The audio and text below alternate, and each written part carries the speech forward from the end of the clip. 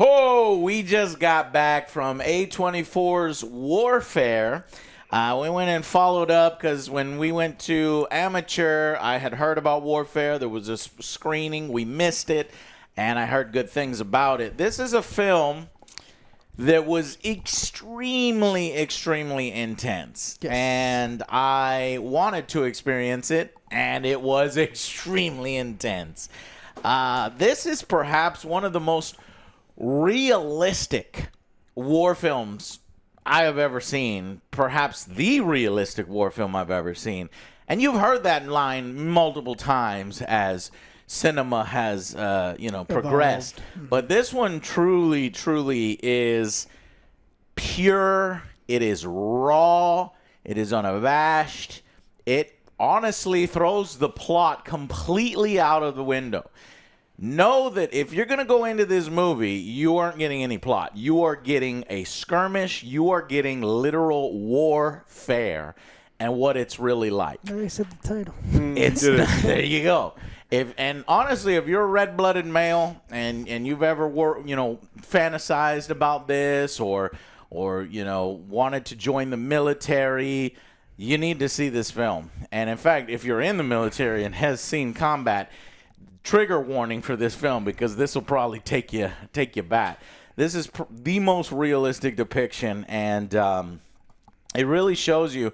When people talk to military members and they say, "Hey, thank you for your service." This film right here is now I understand for sure. Holy shit! So it's doing as far as critics and audiences go amazingly well. If you see this film, you're going for an experience. 93% critics, 93% audiences. That's pretty solid. We fucked up though. We saw it in baby mode. Baby mode. Oh, Baby Day. I hate at Alamo for that. Alamo randomly had Baby Day where they didn't turn the lights all the way down, and they said They they were mostly gonna down, lower but yeah. the volume of the film. I turned around and I saw just a bunch of dudes in the I was like, theater. for this movie, And who? I was like, guys, you don't want to do Baby Day, right? And they're all like, what? They didn't know what I was talking about because they didn't see the sign. And when I bought the tickets, it said Baby Day. And so I talked with one of the ushers. I was like, can we not do Baby Day? But it doesn't make sense. Who says, okay, let's get approval on Baby Day for warfare? They were just doing blanket Baby Day for everything there. Don't do Baby Day. Anyways, No. This was... It did a little disservice because I honestly, did. like...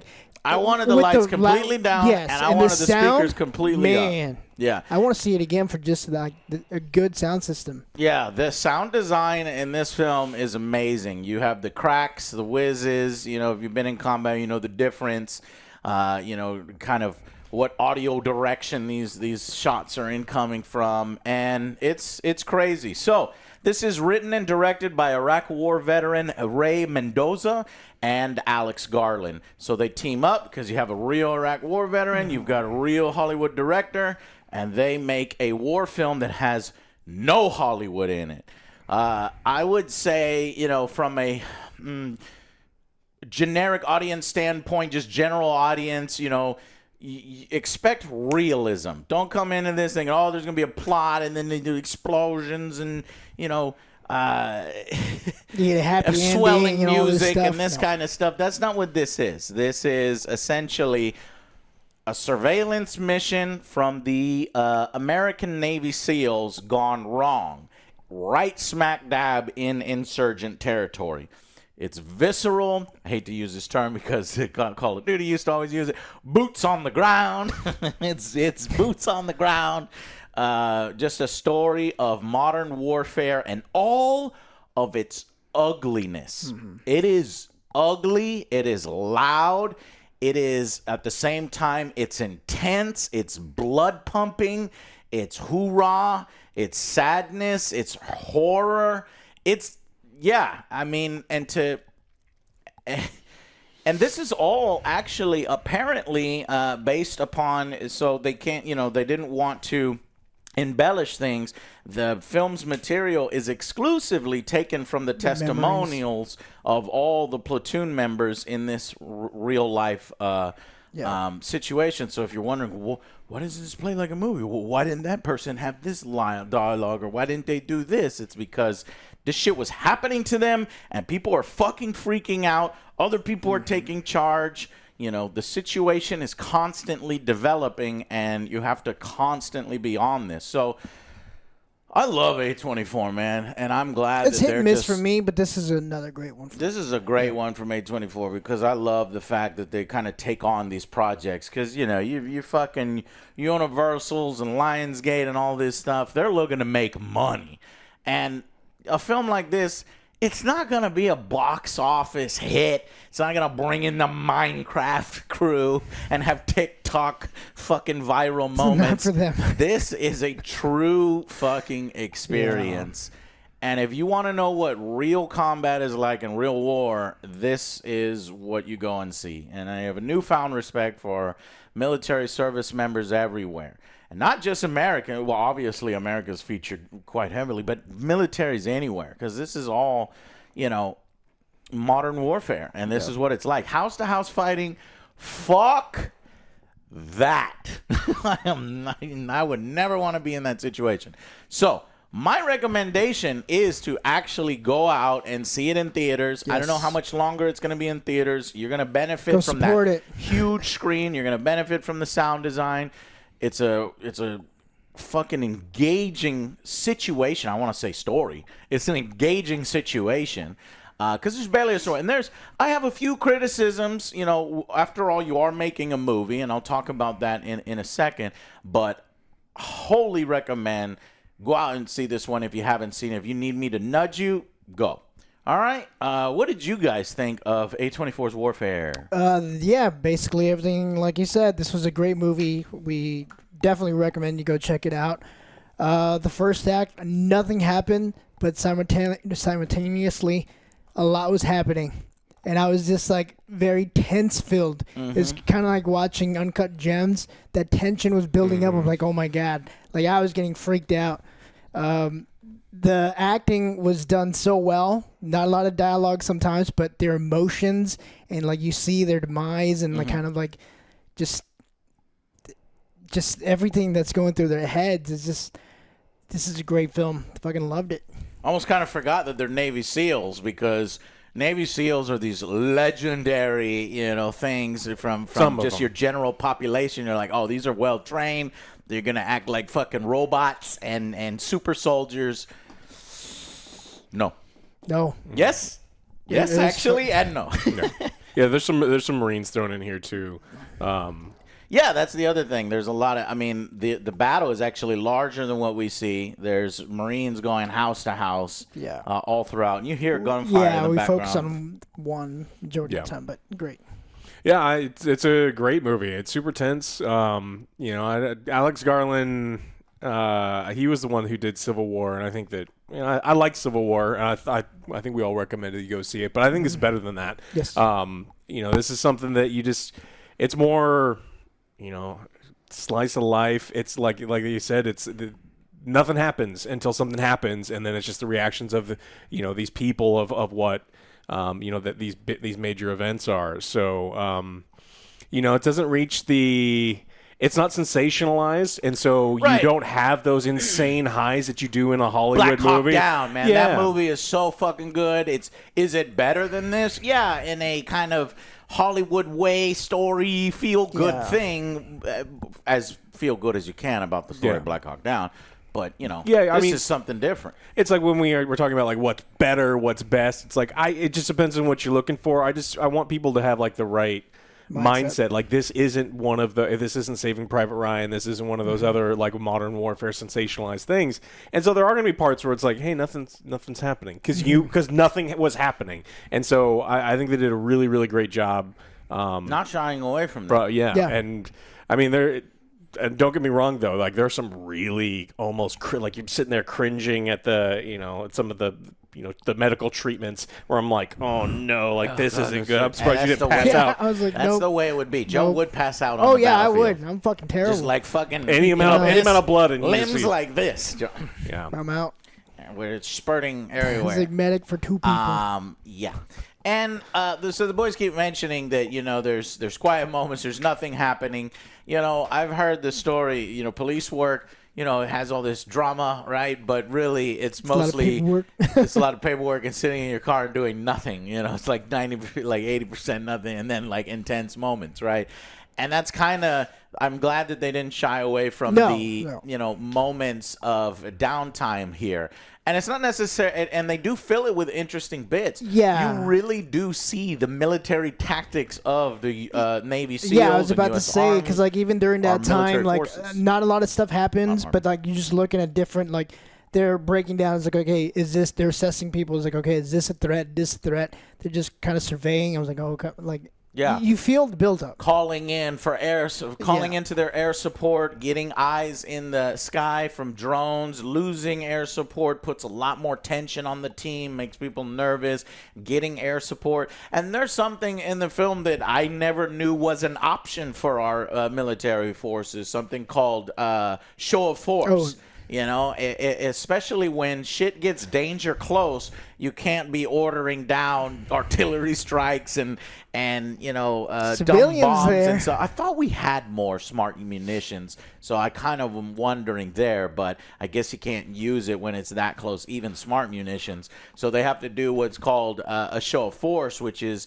Tom Cruise would love to do it, and Maverick. It's just like getting as close as you possibly can with a jet fighter, which kicks up like an insane knock my green an insane amount of fucking dust and shockwave, and it truly is a show of force. Yeah, because I'm sure eventually these insurgents get used to it and know that tactic, but yet still, because it's so visceral, it's going to have some effect, and they can use that and coordinate that and use it with other military tactics. There are, you know, smoke. How do we use smokes? How do we use Bradleys? How do we exfil? How do we break out from a position? I learned so much.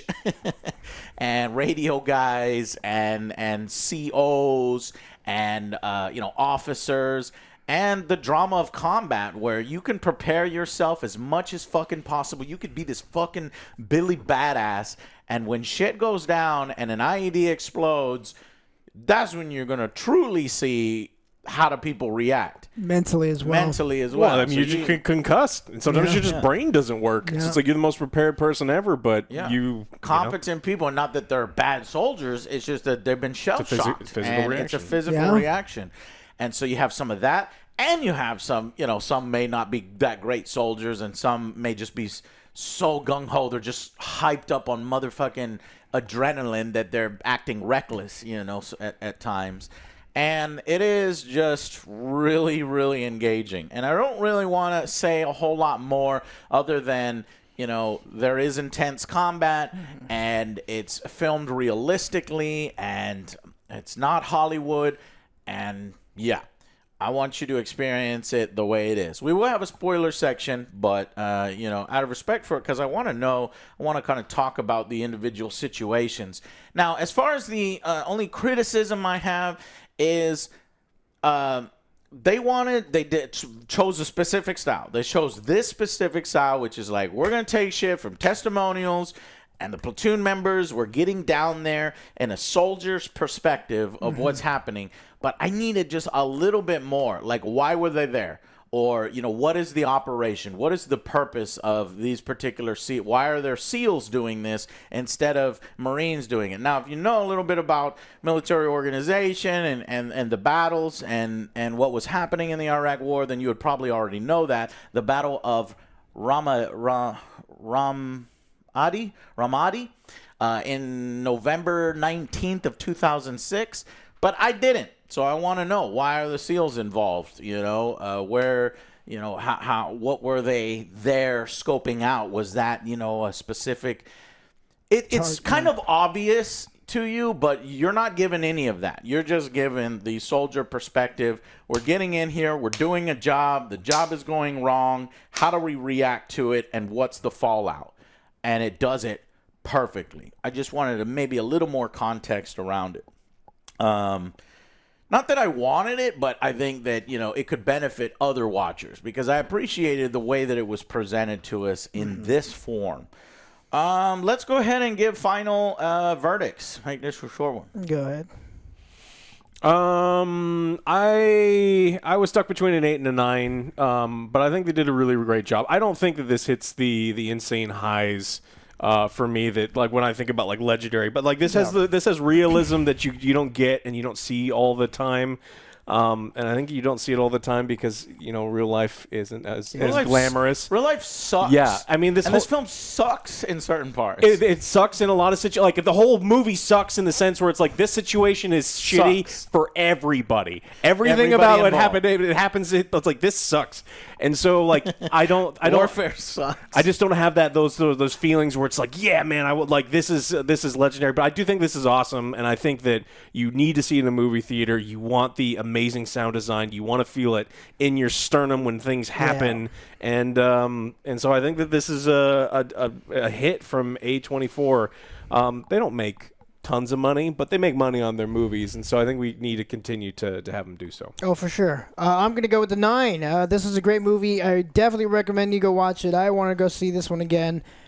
Great actors in this. Will was great. Joseph Quinn. Their raw emotion. Cosmo.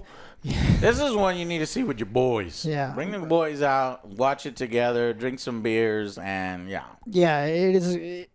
I just loved everything about this one. Like, Okay. I'm trying to think, maybe a 10, but again, it wasn't like you said as high as some other ones, but still a great place to be. 9. Go check it out. Yeah, I can totally see 9-10 territory. I am also ending on a 9 out of 10. It was they even show some towards the end of the film, some real life stuff. So stay tuned, stay for that, because that was awesome. And just a visceral, intense, realistic experience, kind of set aside from other war films. It satisfies as more than a documentary because you're in it. They could have easily done a documentary and did this and that and with realism stuff, but they showed it as if we got kind of a GoPro or a Hollywood cinema camera depicting it with angling and blocking and stuff that's actually well done. So 9 out of 10. Really good. A24 killing it. I love it when these kinds of projects come out. And yeah, I just saw a lot of people. It's like, where's the review for Warfare? And I was watching a Jeremy, and I saw like, oh, where's the review for Warfare? So there's a fan base for Warfare, and it's a vocal one, a minority one, because this isn't necessarily a big blockbuster thing. But I wanted to cover it and get it done. So all right, so that is that. And go out and see it if you haven't already, and then come back and we can talk spoilers.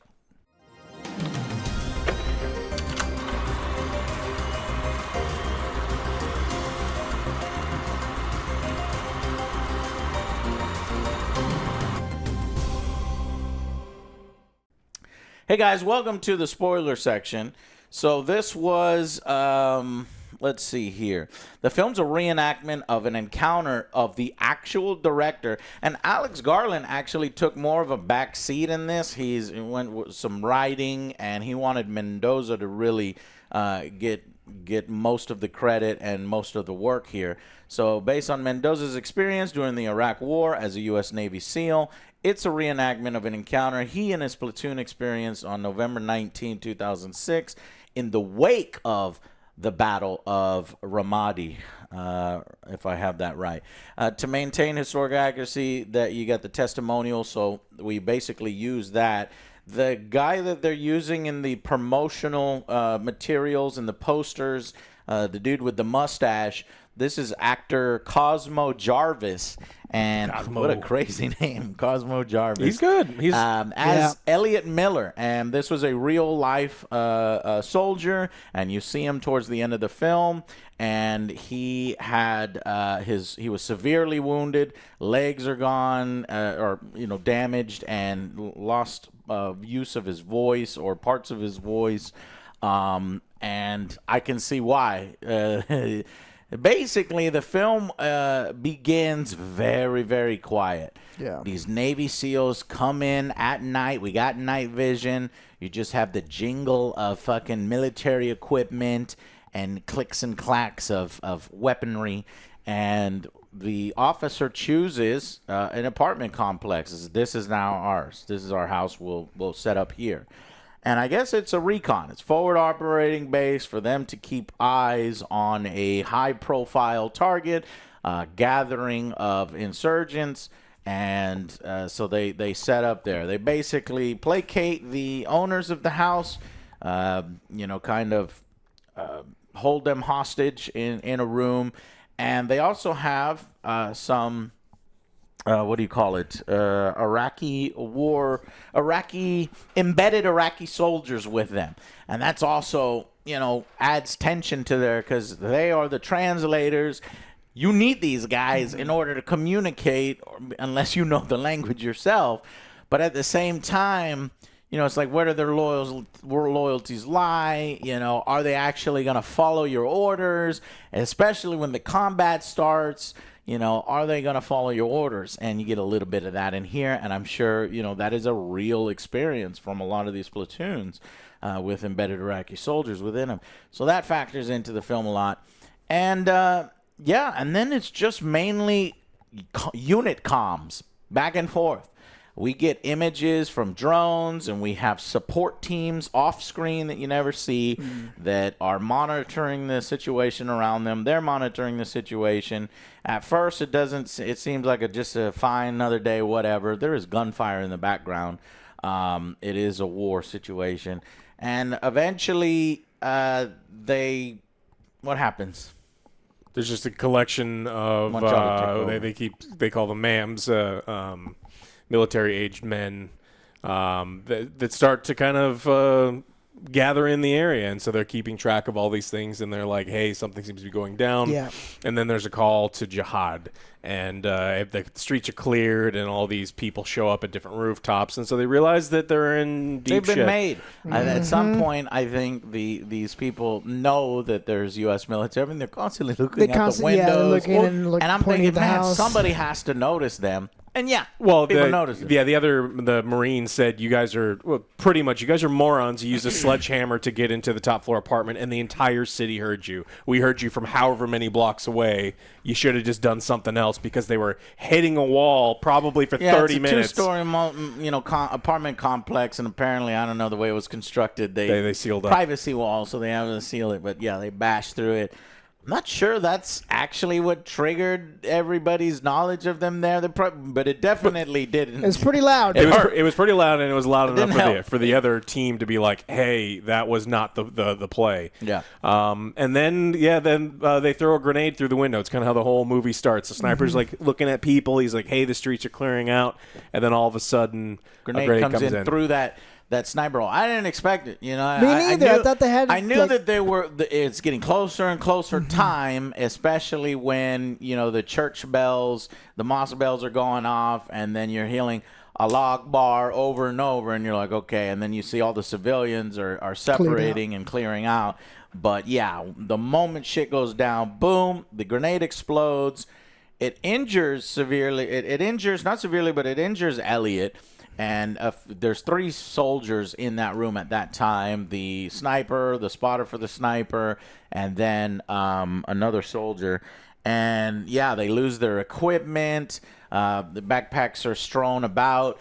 And another thing that I didn't really know that the military cares a lot about, and there's a lot of procedure about, is this focus on gear and not leaving any gear behind. Yeah. There are several moments in the film where I'm like, don't do that. But it's just, we got to get our gear, It makes sense initially when the grenade goes in the first room with the multiple rooms. I need my gear. We're about to fight. So get your backpack on, get your sniper rifle out. But that room started to get peppered with gunfire. So then, you have to go in formation. You go with a buddy system to get the gear. I was really worried for all the people walking into that room that they were just going to get lit up.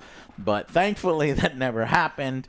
It goes even 100 steps further to the point of pure ridiculousness at the end of the movie, where they go out into the street in the middle of the largest firefight to get a sledgehammer. Yeah, that I didn't understand. But I think that's in there on purpose, because when you're in combat, you switch to your training brain. You switch to everything that has been drilled in you. Your fucking adrenaline is through the roof. So you just like almost autopilot and don't realize the maximum amount of danger. And you just know that, okay, one of the things is to collect the gear. I'm going to go out and collect the fucking gear. You know, it's like, leave the fucking sledgehammer behind. I don't think that if we leave one of guns. our advanced technology sledgehammers, then yeah, I understand leaving a Bradley behind or something like that, but a sledgehammer. But yeah, that moment happens towards the end of the film where I'm like, God damn it, leave your fucking gear. But yeah, it's good to see that when you know that the U.S. military spends so much goddamn money on basically the military and all the support $1 trillion. And you can see the money here because, you know, you've got a squad in there, and as soon as something goes wrong or you take one hit or one of your guys is injured, we have so much support system to get it out. It's like, first, okay, if one squad is taking fire, then you bring up, because they're Alpha 1 and Alpha 2 is somewhere over there where they're constantly in contact. Alpha 2 is engaged at one point, so they're unable to come. Eventually they can come. And then there's, you know, air support, and then there's, I forget the term that they use. There's two terms for extraction. Do you remember them? Cart something and extract, like straight up extraction. One refers to a medical extraction where you only put the injured guy in there, you get out, then you go back to work. You know, the able-bodied soldiers are going back to work. The other one refers to a full extraction of the full squad. So, you know, they call in some an exfil, one Bradley shows up. So after two guys are once the call is put out and these Navy SEALs are under attack, they're just like, yeah, positions compromised, we need to go. And so they call for, I guess, extraction for the whole squad. They're going to break out. They throw out the smokes. They're going to get into the APC. For the first one? Yeah, the first one. No, they stay. The whole plan was to only extract Elliot the entire time. Oh, that's right. Yeah. So they call for just the cart extraction, and so that's when they take everybody's moving out in an orderly fashion. The guy that took the fucking grenade is out front, and he's moving, and then that's when the IED goes off. Well, so I didn't understand the IED. They didn't go out. What happens is they send the two Iraqi, the Republic Guard, like the Iraqi soldiers out first, and then they give them a long window. Like one guy's literally holding them back, and he's listening for something to happen, and then he starts letting his dudes come out, and there's this one kind of scared Iraqi soldier that's like, are they sending us out there to die? They're sending us out there to die. Are they sending us out there to die? And they sent him out there to die because he gets turned into ground beef. I mean, one of the guys. One of them. Well, the guy who's scared because the guy who lives is the guy. Noticed, hey, this is a bad idea. Yeah. And he is guts, and his guts are out, and he's dead. It was crazy. And I'm glad that they depicted this. This is not shying away. You know, the Americans are not a paragon of fucking, you know, virtue and truth. They're not paladins in Dungeons and Dragons. If you're from a different military, they're gonna rank your life, their life. Hey, go do this. And so these two guys go out there, and so they go out first. However, once the American soldiers come out, that's when an IED goes off. So at first I thought it had to have been a rocket-propelled grenade. That's what I thought, because they called it out earlier. And it's ambiguous. Maybe it was a rocket-propelled grenade, or maybe it was an IED where somebody fucking threw it, or maybe it was in the ground planted. That does happen at times, but it's war, so maybe that's part of it, that we don't exactly know what particular device it was. An IED, improvised explosive device, explodes, killing one of the translators, as well as seriously wounding both Elliot and Petty Officer Sam. And it makes an explosion. The Bradley immediately departs. Didn't actually immediately depart. It was just sitting there kind of stunned and shell-shocked, and then you're taking gunfire and all this goes on. But I love the sound design when they come back too. It's muffled. Yeah. It's like, man, you know, it's such a shock to your body. and you're in a kind of different headspace that you everything should be get the fuck up and get out of there and prepare yourself for the next wave. But no, so like I was just looking, I was like, man, I just want to lay there and die. But no, you have to have that self-preservation. Your training has to kick in.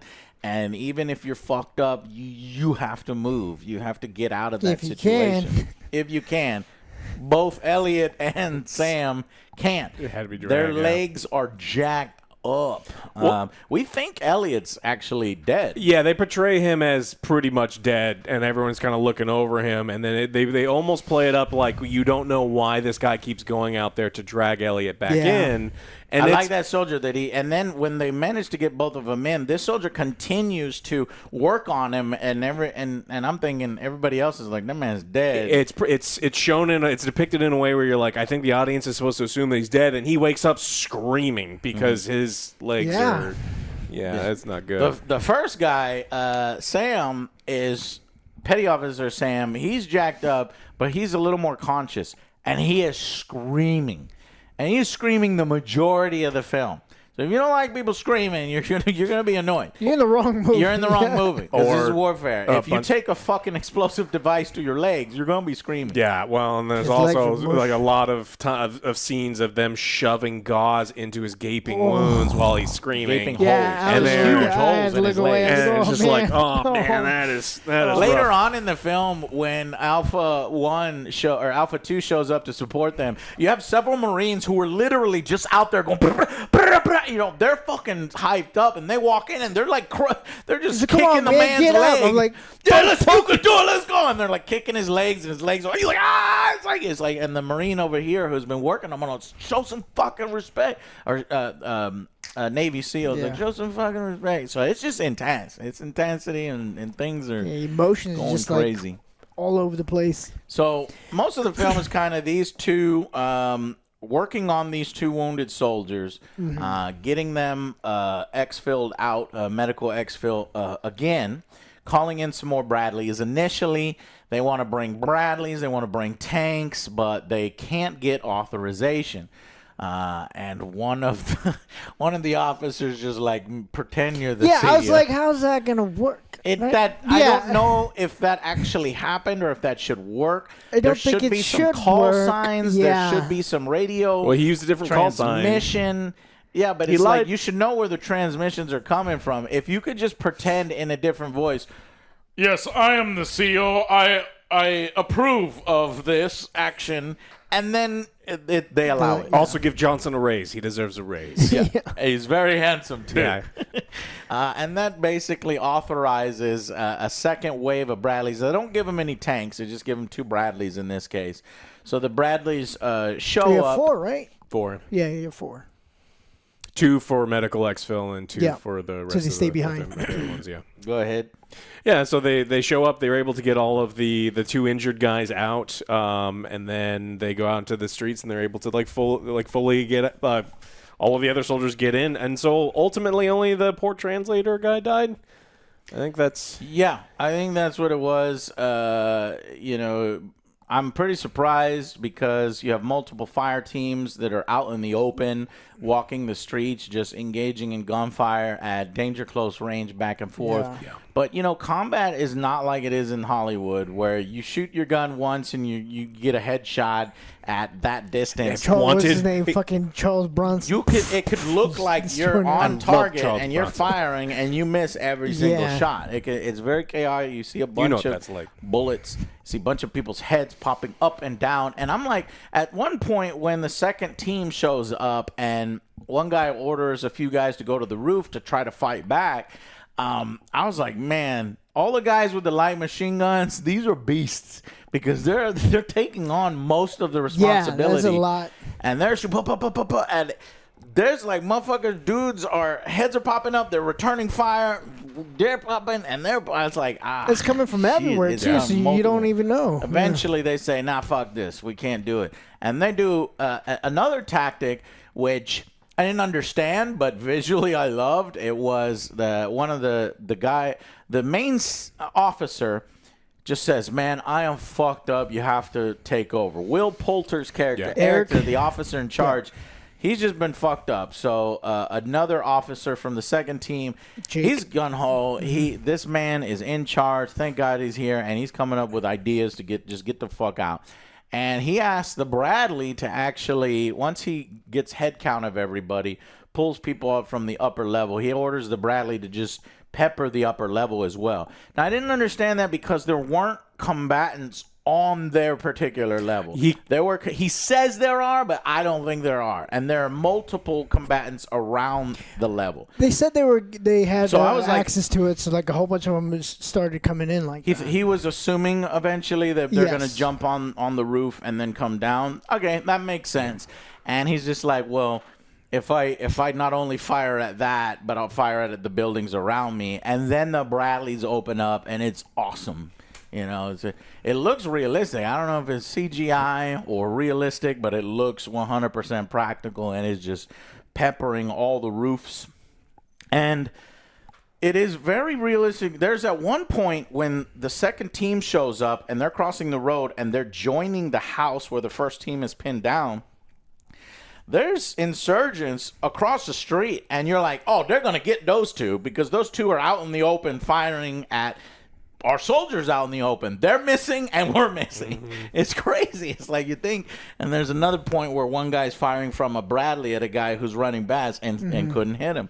That's kind of, realistic and real combat that it's like, you know, if you're sitting there with your popcorn and your drink, why didn't they hit him? I would have hit him. I would have hit him. Would. Yeah, Sure so you would. this isn't satisfying. You know, we're better. It's like, man, this is real combat. This isn't to please you. This is what happened. Depicting at what happened. When you're under pressure, your fire is wild, and it's mainly firing for effect. It's suppression more than killing. And there's very few actual insurgent deaths and very few, U.S. force deaths. Did you see any? I didn't see any insurgents or any of the Iraqis die, and I don't think I saw one they or got two. hit. I saw him get hit. I saw one or then two, he and I kinda saw fell, one got hit. Yeah. Okay. But yeah, like Alex said, the only one that actually gets fucking obliterated, I guess, took the IED right to the body. Yeah. Because he is a half a person when you see him. Yeah. And it's crazy. The second translator just kind of walks off, and you can see he's done. So he's just like ran. That guy's probably dead too, if the insurgents caught him, or he maybe just took off all of his gear and just defected and got left. the hell out of there. And then I mean the final scene is the Bradleys leave, and then all of the and they just walk out into the street, and everyone looks around, and it's kind of a scene where you see that like everything's destroyed. Almost no one, like nothing was accomplished, and right, and like that's kind of, I don't know if that's what warfare. I just think they're trying to say something. But there. the thing that I like too is like the family. The family was just there. Then like everyone leaves. And they have to deal with the aftermath. He even does one of these. He walks out and he's like, yeah, they deal with the aftermath though, because like their house is all just jacked everything's up, destroyed. Yeah. blood one everywhere. of the officers. And I wonder if this really happened. Obviously, this is based on memories, and you can move dials. But one of the officers, as he leaves, he goes, "I'm sorry. Because one of the family members are like, why? Yeah, The woman was screaming, why? I'm sure that they sure probably they would have said why? Because they didn't even know, number one, why are you in our fucking house? Why are you putting my children at risk? Why'd you choose our house? So it makes sense. Yeah. And then they just use and abuse this fucking area. I'm going to shoot your own house in order to fire for effect, just so that I can have more Those kids of a are chance scarred. to survive. Yeah, those kids were scarred.